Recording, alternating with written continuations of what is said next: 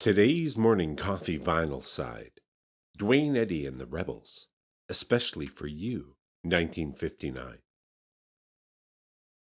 When we last spun Duane Eddy, it was his third studio album, 1959's The Twang's the Thang. He was already quite the star at the time of the recording, and this album, especially for you, his second, was one of the reasons why.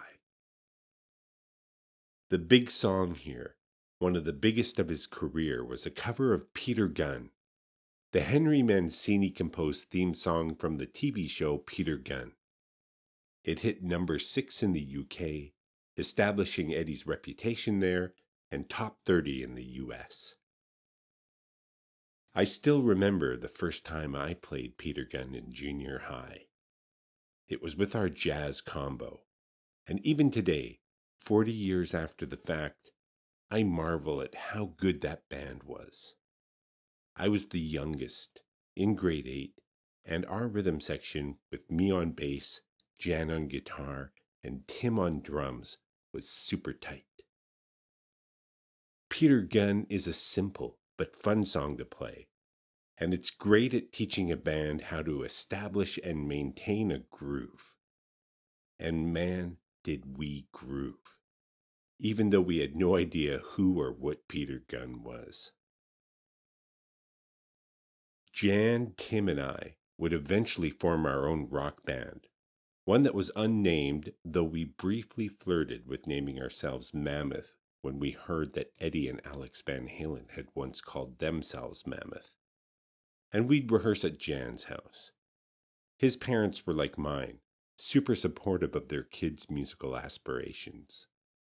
They had built Jan and his brother Dean, a drummer, a sound-treated rehearsal space in their basement that had floor-to-ceiling carpets and egg cartons affixed everywhere to absorb the sound and dampen reflections.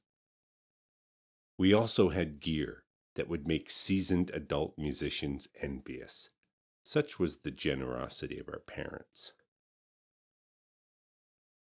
I look back on those days with rose-colored glasses, but the truth was they were complex and challenging in ways only young people can understand.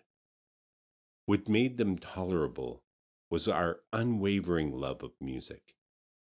When we locked into something like Peter Gunn, which of course led to Booker T and the MG's Green Onions, which led to Birdland and stuff like On Broadway, we were united under a collective cool, a groove. And few songs are as immediately and accessibly cool as Peter Gunn. Now I miss those days when the chaos of adolescence could be quieted by a groove. But it still can. That's why you hear people talking about finding their groove again. Could it be as simple as getting the band back together? I wonder what Jan and Tim are doing today.